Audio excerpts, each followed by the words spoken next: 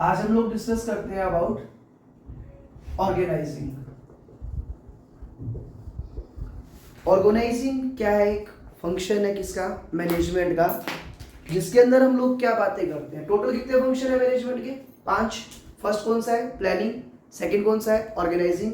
Then staffing, directing and controlling. Planning के अंदर हमने क्या देखा कि हमें क्या क्या वर्क करना है, उसके लिए हमने एक आउटलाइन प्रिपेयर कर दी कि हमारे पास करने के लिए कौन कौन सा वर्क है और किस वर्क को कौन करेगा, कब करेगा, कहाँ करेगा। ये सारी चीजें हम लोग फाइनलाइज हमने किसके अंदर करी? प्लानिंग के अंदर कर दी। अब हम लोग क्या देखेंगे कि जो भी चीजें हमने फाइनल करी है उन सबको करने के लिए हमें कुछ रिसोर्सेज चाहिए। सपोज दैट अभी तक हम लोग क्या कर रहे थे? 20,000 यूनिट बना रहे थे। अब हमें ये लगता है कि हमारी जो सेल्स ग्रो हो रही है उसके बेसिस पे इस साल हमारी जो सेल्स है वो 30,000 यूनिट्स की हो जाएगी। तो अगर हमें 30,000 यूनिट्स की सेल्स करनी है तो हमें 30,000 यूनिट्स बनानी भी पड़ेगी। और मेरे पास जो मशीनरी है, मान लो उसको बनाने की कैपेसिटी कितनी है? 25,000 यूनिट्स की है। तो मुझे क्या करना पड़ेगा? 5,000 यूनिट्स और बनाने के लिए या तो एक एडिशनल मशीनरी लेनी पड़ेगी या मैं पुराने वाली मशीन को बेच करके कोई नई मशीन एक्वायर कर लूं जिसकी कैपेसिटी 30,000 यूनिट्स या उससे ज्यादा की हो। आ रही है बात समझ? तो यही चीज हम लोग कहाँ देखते हैं? ऑर्गेनाइजिंग के अंदर देखते हैं। बेसिकली ऑर्गेनाइजिंग के अंदर क्या होता है कि प्लानिंग के अंदर हमने जो प्लान किया है उसके अकॉर्डिंग हमारे पास कौन कौन से रिसोर्सेज होने चाहिए, उन रिसोर्सेज को अरेंज करना किसके अंदर आता है? अपना ऑर्गेनाइजिंग के अंदर आता है। अगर हम लोग बात करें डेफिनेशन की तो देखो, organising refers to arranging everything in orderly form and making most efficient use of resources. कि हमें जितनी भी चीजें चाहिए वो सारी कैसे चाहिए हमें, जो भी जिन भी चीजों की हमें क्या रिक्वायरमेंट है वो सारी चीजें हम लोग क्या कर ले?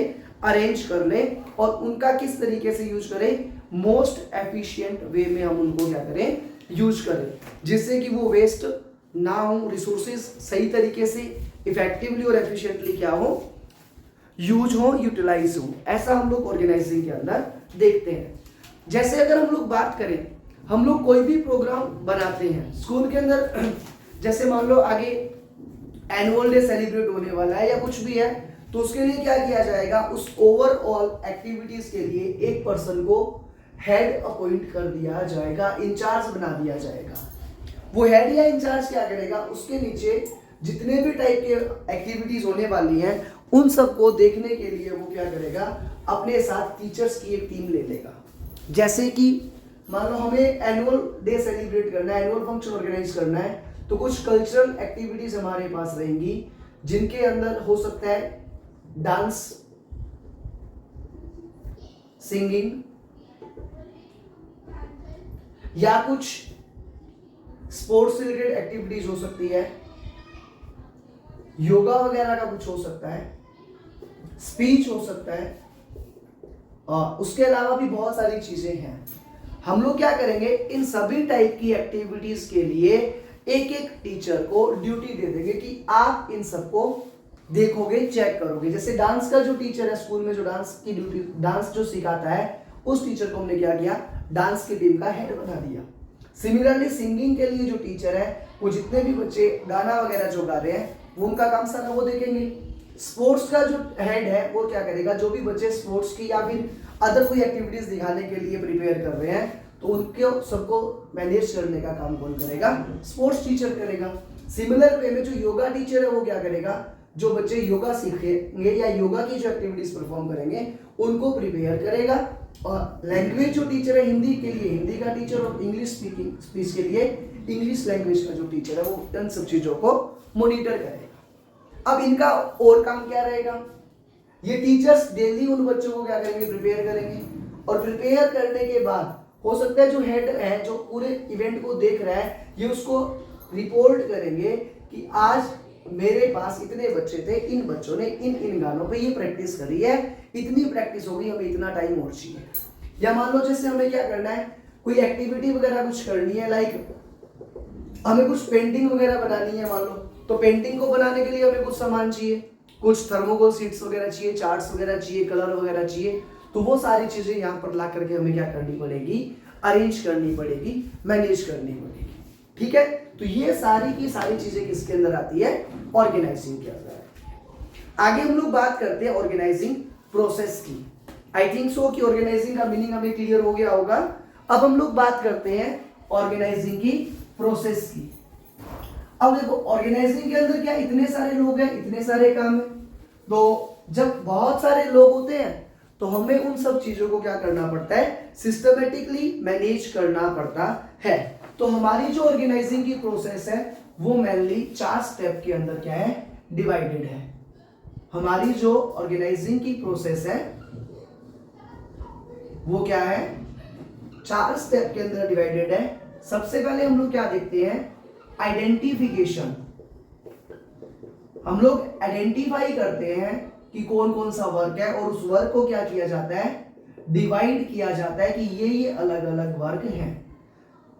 उसके बाद जैसे हमने आइडेंटिफाई कर लिया तो उन चीजों के अकॉर्डिंग हम लोग क्या करेंगे, इन सबके डिपार्टमेंट्स बना देंगे। और डिपार्टमेंट बनाने को क्या बोलते हैं हम लोग, डिपार्टमेंटलाइजेशन। डिपार्टमेंटलाइजेशन करने के बाद क्या किया जाएगा, जो भी डिपार्टमेंट हमने बनाए उन डिपार्टमेंट के अकॉर्डिंग हम लोग क्या करेंगे, ड्यूटीज को असाइन कर देंगे सभी को। और ड्यूटीज जब असाइन कर दी गई तो वो सब क्या करेंगे, हम लोग एस्टेब्लिश कर देंगे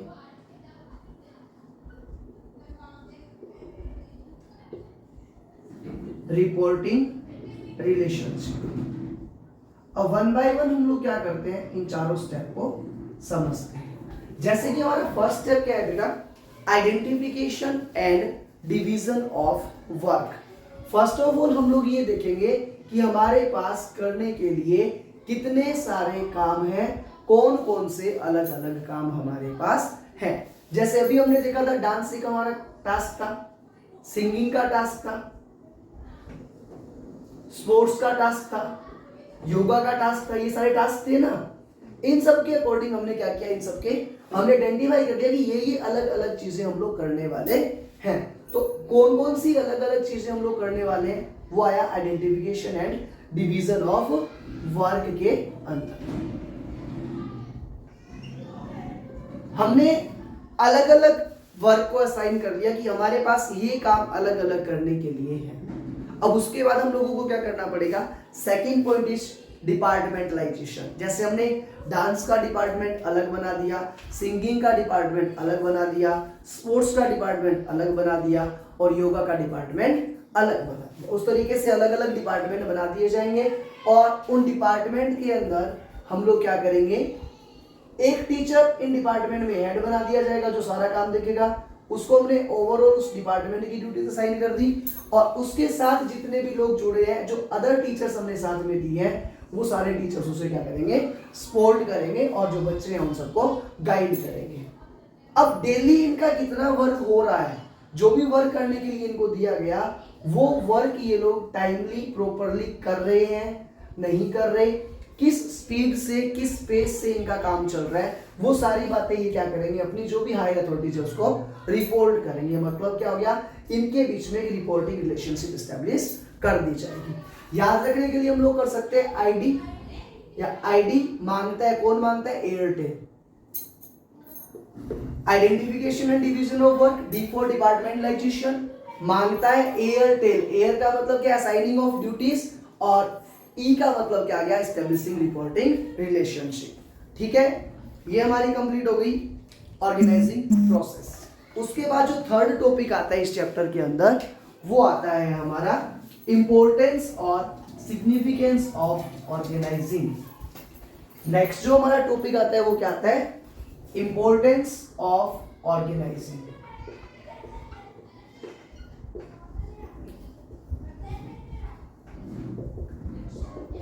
ऑर्गेनाइजिंग की जरूरत हमें क्यों पड़ती है, अगर ऑर्गेनाइजिंग ना हो तो क्या इश्यूज आएंगे, ये समझते हैं। इसके अंदर जो हमारा फर्स्ट मेजर पॉइंट आता है वो आता है benefit of specialisation. First point क्या है हमारा, बेनिफिट ऑफ स्पेशलाइजेशन।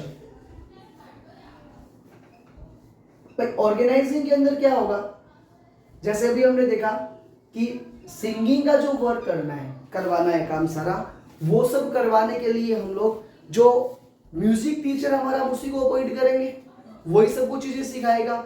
तो वो उस चीज का स्पेशलिस्ट है या नहीं है, है ना, तो उस चीज का हमें बेनिफिट मिलेगा अच्छे से। सेकंड क्या है, clarity in working relationship, clarity in working relationship.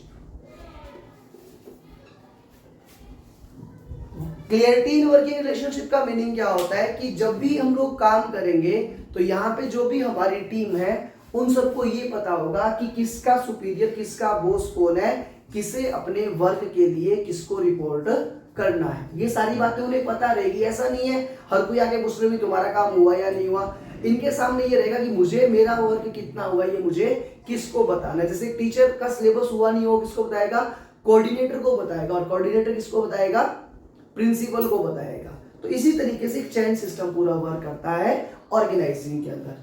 Next आता है हमारा जो थर्ड थिंग है वो क्या है, optimum utilisation. Optimum utilisation, optimum utilisation का मतलब क्या होता है बेटा, कि जो भी हमारे रिसोर्सेज हैं, रिसोर्सेज का मतलब जिन चीजों को हम लोग काम में ले रहे हैं उनको ऑप्टिमम वे में काम में लेना है। ऑप्टिमम मतलब उनको हमें वेस्ट नहीं करना, बेस्ट तरीके से काम में लेना है। क्योंकि अगर हम लोग हमारे रिसोर्सेज को बेस्ट तरीके से काम में लेंगे तो उससे हमें बेनिफिट क्या मिलेगा, हमारी जो कॉस्ट है वो कम आएगी, और कॉस्ट कम आने के कारण हमारा जो प्रॉफिट है वो क्या होगा, ज्यादा हो जाएगा। Adoption to change, adoption to change मतलब क्या होगा यहाँ पे, कि एक पर्सन जिस फील्ड के अंदर काम कर रहा है उस पर्सन को चेंजेस अडॉप्ट करने के लिए हम लोग समझा सकते हैं, वो आसानी से तैयार हो जाएगा अगर हमने उन चेंजेस करने के बेनिफिट्स उस पर्सन को बताए। अगर बेनिफिट्स हम लोग प्रॉपर्ली डिस्क्लोज नहीं कर पा रहे तो फिर वो पर्सन चेंजेस को अडॉप्ट करने के लिए रेडी नहीं होगा। इफेक्टिव एडमिनिस्ट्रेशन, आपने टीम को क्या किया, छोटे छोटे पार्ट में डिवाइड कर दिया। आपके टीम के जितने मेंबर है वो सब आपने क्या किया, अलग अलग डिपार्टमेंट बना दिए ना। डिपार्टमेंट बनाने से टीम का साइज क्या हो गया,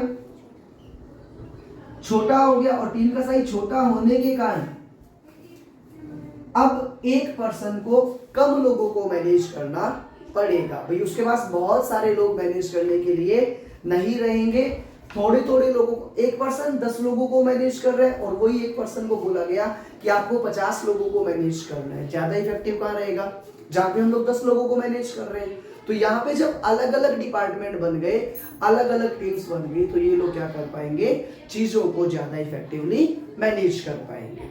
एक्सपेंशन एंड ग्रोथ, जब आपके पास वेस्टेज कुछ हो नहीं रही, जब आपके पास वेस्टेज तो कुछ हो ही नहीं रही और रिसोर्सेज को आप क्या कर रहे हो, सही तरीके से बढ़िया तरीके से यूटिलाइज कर रहे हो, तो अच्छे रिजल्ट्स निकल के आएंगे। अच्छे रिजल्ट्स आएंगे मींस आपके प्रॉफिट बढ़ेंगे। प्रॉफिट अगर बढ़ेंगे तो आपका बिजनेस ग्रो करेगा कि नहीं करेगा, करेगा।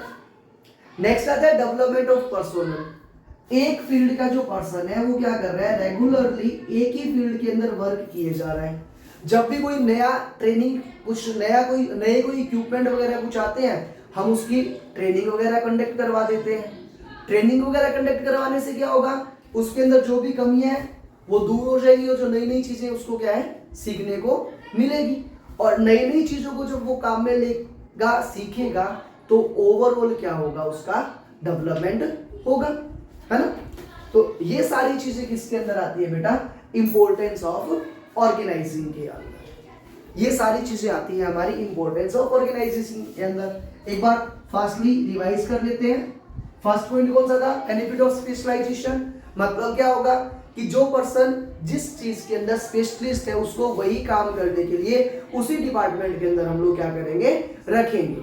दूसरा पॉइंट हमारा क्या है, क्लियरिटी इन वर्किंग रिलेशनशिप। जो भी हमारी टीम हमने क्रिएट की है उस टीम के अंदर हर एक पर्सन को क्या पता होगा, हर एक पर्सन को उसकी ड्यूटीज पता होंगी कि मुझे कौन सा वर्क करना है, मुझे कब कहाँ और कौन सा वर्क करना है, मुझे किसे रिपोर्ट करना है, वो सारी बातें उनके अंदर पहले से क्लियर रहेंगी। थर्ड था ऑप्टिमम यूटिलाइजेशन ऑफ रिसोर्सेज, जो भी रिसोर्सेज मैं काम में ले रहा हूँ रिसोर्सेज को मैं एफिशिएंटली इफेक्टिव मैनर के अंदर क्या करूंगा, काम में लूंगा, जिससे कि मेरे रिसोर्सेज जो है वो वेस्ट ना हो, मेरी जो कॉस्ट है वो क्या हो, मिनिमम हो, और प्रॉफिट जो है वो क्या हो, हाईएस्ट हो। उसके बाद नेक्स्ट हमने देखा adoption two of changes. Changes अगर हमें ऑर्गेनाइजेशन के अंदर किसी भी टाइप के करने हैं, अगर एक पर्सन उस फील्ड का उन चीजों का नॉलेज रखता है तो वो उन चेंजेस को इजीली अडॉप्ट कर लेगा, और अगर वो नॉलेज नहीं रखता तो फिर वो बार बार उन चीजों को अडॉप्ट करने के लिए क्या करेगा, मना कर देगा। आ रही है बात समझ। देन हमने देखा इफेक्टिव एडमिनिस्ट्रेशन। इफेक्टिव एडमिनिस्ट्रेशन, जब हमारी टीम का साइज क्या होगा, छोटा होगा, हमारी टीम के अंदर अगर कम लोग होंगे तो हम लोग उन चीजों के वर्क को क्या कर पाएंगे, अच्छे से मैनेज कर पाएंगे। और एक्सपेंशन एंड ग्रोथ, जब आपने सारा काम बहुत अच्छे से किया है तो आपके रिजल्ट्स क्या आने वाले हैं, अच्छे आने वाले हैं, बहुत अच्छे आने वाले हैं। And last one is development of personnel, जो भी मेरे पास लोग जो मेरे पास काम कर रहे हैं, अगर वो अच्छे से काम करेंगे, नई नई चीजों को वर्क काम में लेना सीखेंगे तो उनका डेवलपमेंट अच्छे से हो जाएगा। याद करने के लिए देखो हमें कुछ नहीं करना, A B C D E, F नहीं है और हमारे पास क्या है, ओ जी। ए बी सी डी ई और जी। ए फोर क्या था, adoption of adopt to changes. B four क्या था, benefit of specialisation. C for clarity of working relationship. D for development of personnel. A for effective administration. O optimum utilization of resources. And G for growth and expansion. ठीक है, इसी के साथ complete होती है हमारी इंपॉर्टेंस और significance.